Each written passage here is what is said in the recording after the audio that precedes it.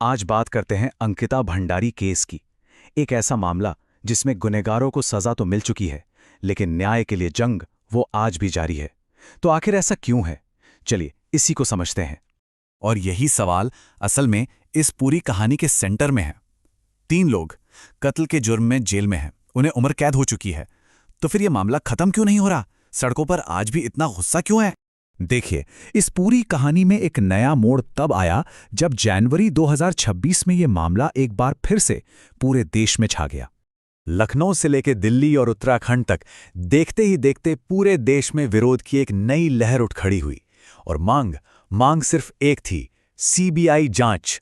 ये गुस्सा कितना गहरा था, इसका अंदाजा बस इस बात से लगाया जा सकता है कि 2 महिलाओं ने इंसाफ की गुहार लगाते हुए राष्ट्रपति को अपने खून से चिट्ठियां लिखीं। तो सवाल ये उठता है कि आज ये सब क्यों हो रहा है? इसका जवाब जानने के लिए हमें थोड़ा सा टाइम में पीछे जाना होगा, साल 2022 में, जहां से इस पूरे अपराध की कहानी शुरू हुई। ये कहानी है अंकिता भंडारी की, सिर्फ 19 साल की एक लड़की जो पौड़ी गढ़वाल में अपने घर से कुछ सपने लेकर निकली थी।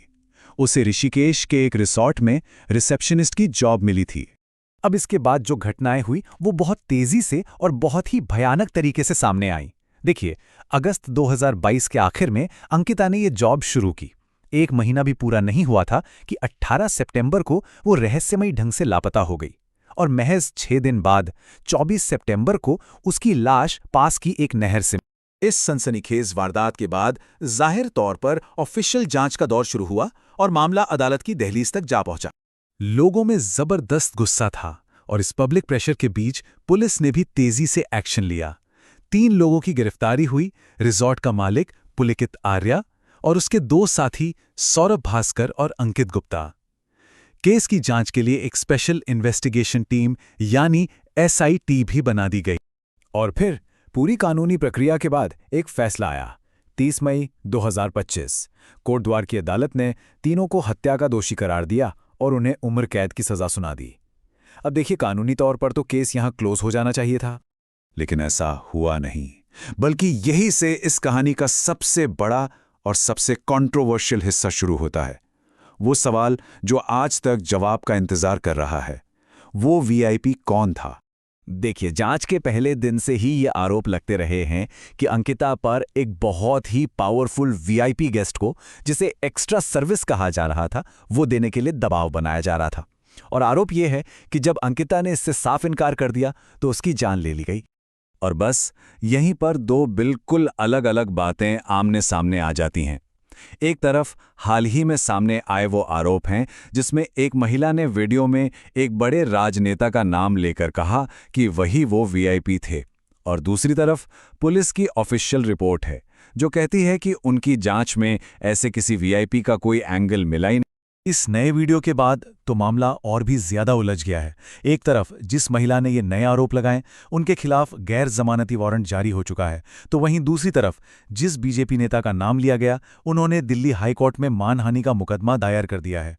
तो आखिर ये मामला सिर्फ एक क्राइम की कहानी से बढ़कर क्यों है?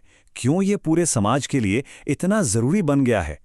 असल में ये मामला सिर्फ अंकिता भंडारी का नहीं रह गया है, ये हमारे समाज के कई बड़े और ज़रूरी मुद्दों को उजागर करता है।